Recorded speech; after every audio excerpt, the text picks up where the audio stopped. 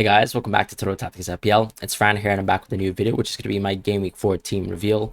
As you guys know, last week was an absolutely terrible week for most managers who didn't own one of Perisic, Rodrigo, or maybe some assets like Tony and a mix of even someone like, say, Maximan, and so on and so forth. It was a terrible week for me.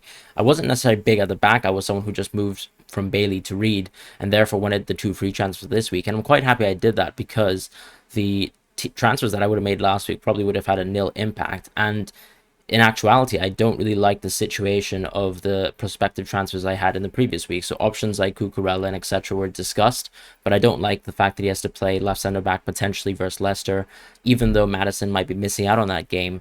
I just like the upside now that we have with going into it, an option like a Rodrigo or a Perisic going forwards.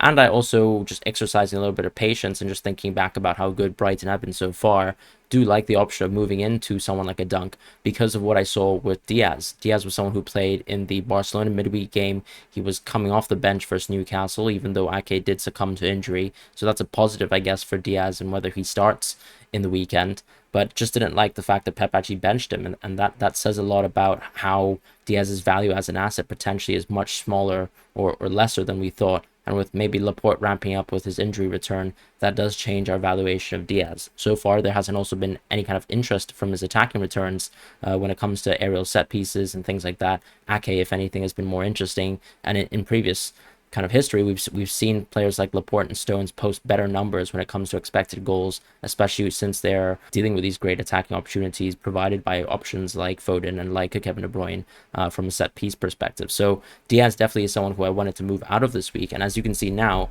the defense this week has moved into one free transfer being used on Dunk. The reason why I've gone into Dunk and not into someone like a Perisic from Diaz is because I just like the fact that Dunk is not a rotation risk. Perisic for me is. Even though Game Week 4 is such a great Perisic game on paper because this Nottingham Forest side have been terrible. We've all seen their right flank defensive numbers. They're really, really rancid as well.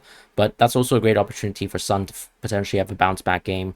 And I still haven't been super impressed with Spurs overall so far. I think they've not been the attacking side that we've necessarily expected. Perhaps that's also because Wolves are actually quite a good team defensively, and that speaks a lot of volumes about how they are as a team as opposed to maybe how poor Tottenham is from the attacking perspective. But I just like Brighton's defensive numbers so far, and the value I get from Dunk being someone who doesn't hold a lot of value in my team, but does provide you with great consistent points, and is very good at even hedging off of someone like Robert Sanchez, who a lot of people actually own as a keeper now.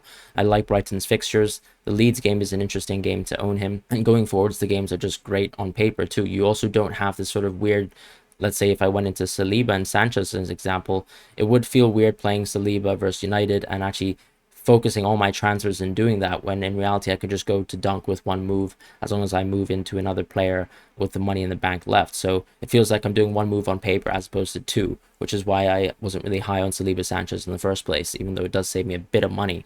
So as far as the rest of the defenders, no real changes here. A lot of people have been discussing moving off of Trent, but there's no reason to move off Trent. As I said, his attacking numbers so far have been great, and the best fixture so far here to get a clean sheet is going to be versus Bournemouth. The gambling odds actually do suggest the same. Trent has a great opportunity here to keep a clean sheet, but also to continue providing what he's been doing so far this season in terms of actually creating expected chances and actually being a creative crosser. So what I like here from Trent is probably his best game on paper, and no real reason to move off of, for me, still one of the best assets in FPL, at least in the eye test perspective. That's exactly the case. Potentially Liverpool's midfield and defensive issues continue to get worse, and we continue to see them losing clean sheets, and maybe only then I'd consider moving off a Trent, but probably not until really game week 8, because the fixtures for Liverpool are still really good, and the only opportunity I see moving off of Liverpool is around that Chelsea fixture, and maybe when I'm wildcarding. As far as Cancelo, he's also been discussed, I think, amongst FPL circles. A lot of experts have been suggesting that he hasn't necessarily played the key attacking role that he did in the previous season.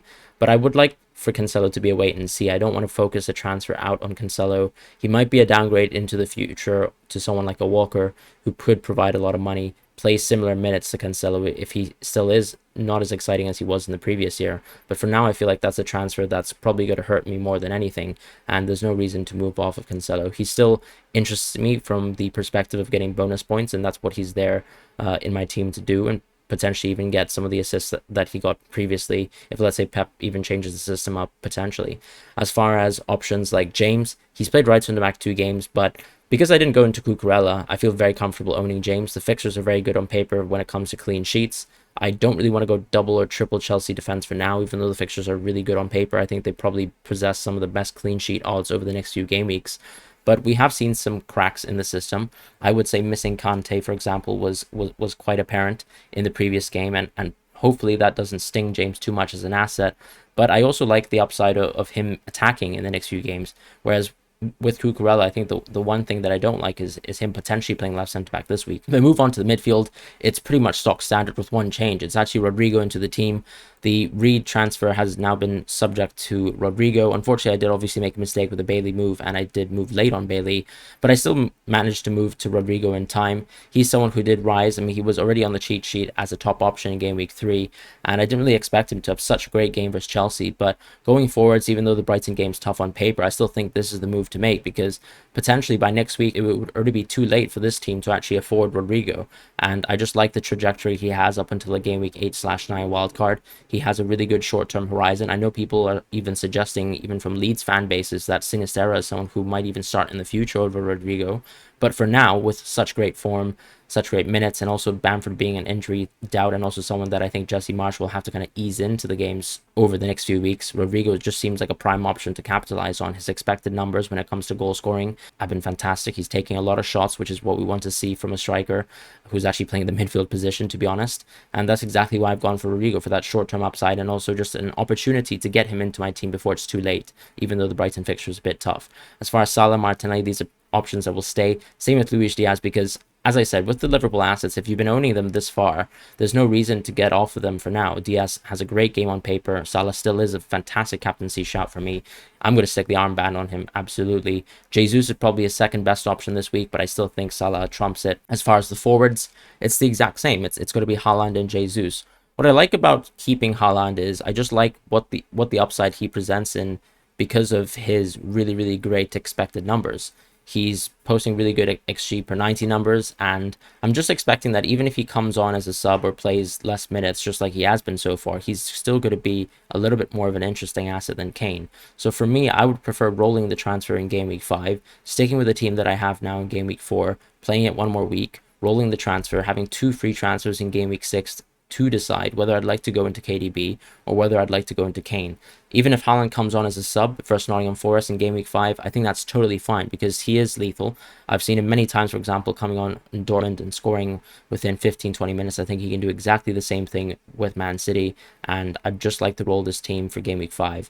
If things change, if injuries happen, then obviously we'd have to adjust as a manager. But for now, I think this is the great trajectory that I have set up for my team, and hopefully it works out. And I'll see you guys in the live stream shortly later today.